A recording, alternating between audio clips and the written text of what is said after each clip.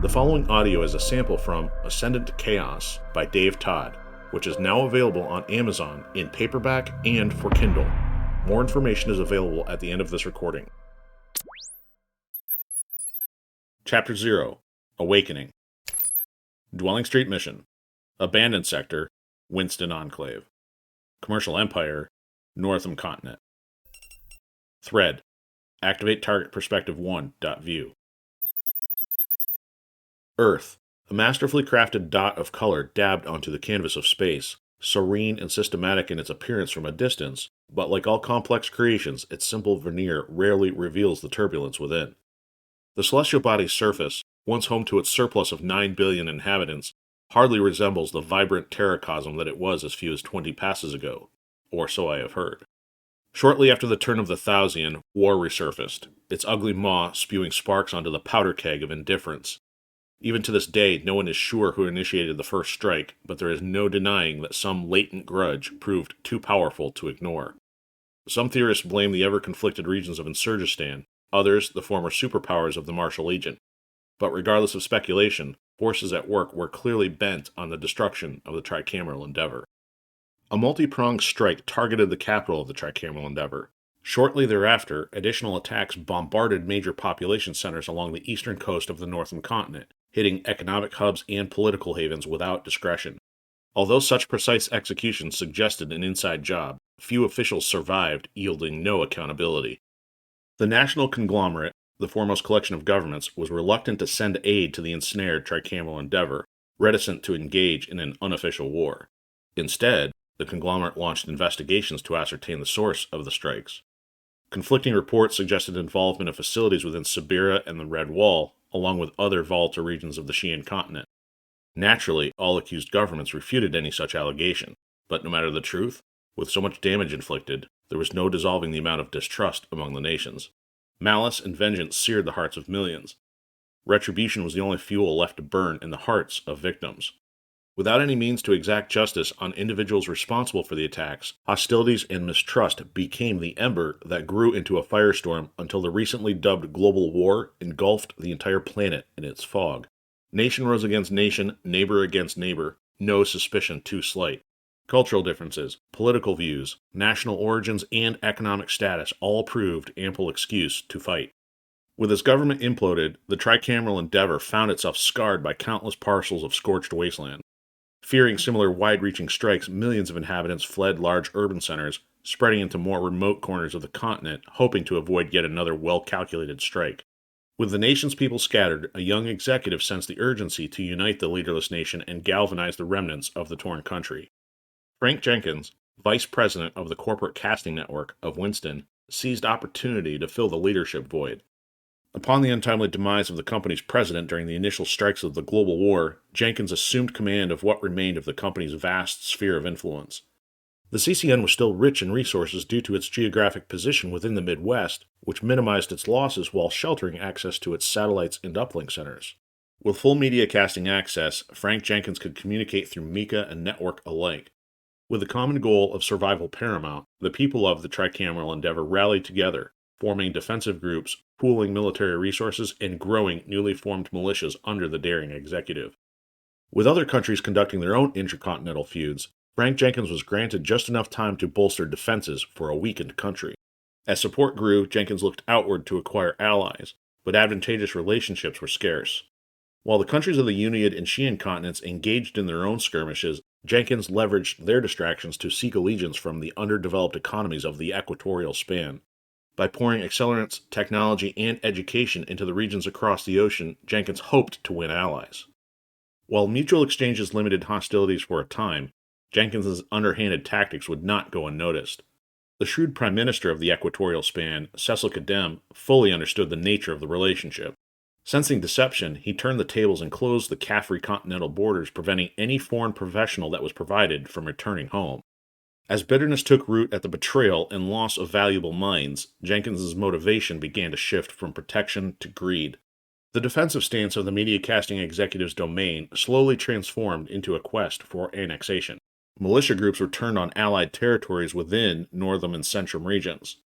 With the global war lingering and the national conglomerate's power diminishing, there was no governing body to place a check on Frank Jenkins's expansionist behavior.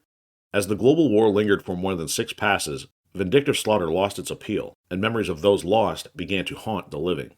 Urban centers became graveyards, and the fields in between became wastelands.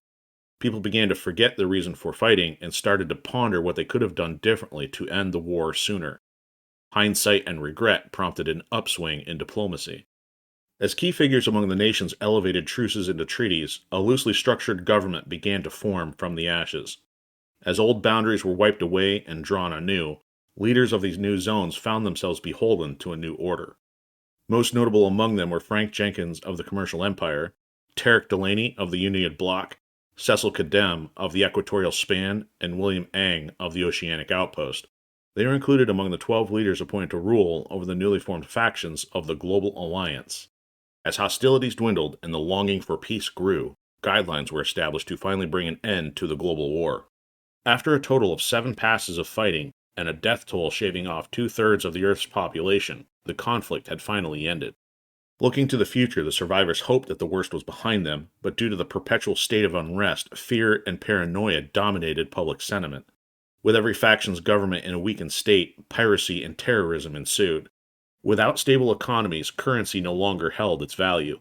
Instead, food, hardware, and salvage all became the greatest prizes, but most prestigious of all, knowledge. With so much lost during the war, artifacts, hard types, and data tanks were all esteemed to be of great value, but as recovery of lost data stacks grew, so too did information on government dealings over the course of the war. Unwilling to allow mistrust and independence to flourish, some leaders of the Global Alliance crafted policies to hinder straying allegiances. Masked as a plan to collect data tanks and protect them against pirates, some factions proactively destroyed physical media and banned any educational system not sanctioned by proper Global Alliance channels. Instead of reducing the temptation for theft, the Global Alliance's actions only encouraged it. High-tech pirates became the heroes of the people as they fought actively to capture and preserve any data stacks they could find. The inception and growth of the new technology known as the hyperlinks became the conduit for resistance against faction leaders. With primary communication channels of the Global Alliance challenged, several leaders scrambled to deploy their own countermeasures.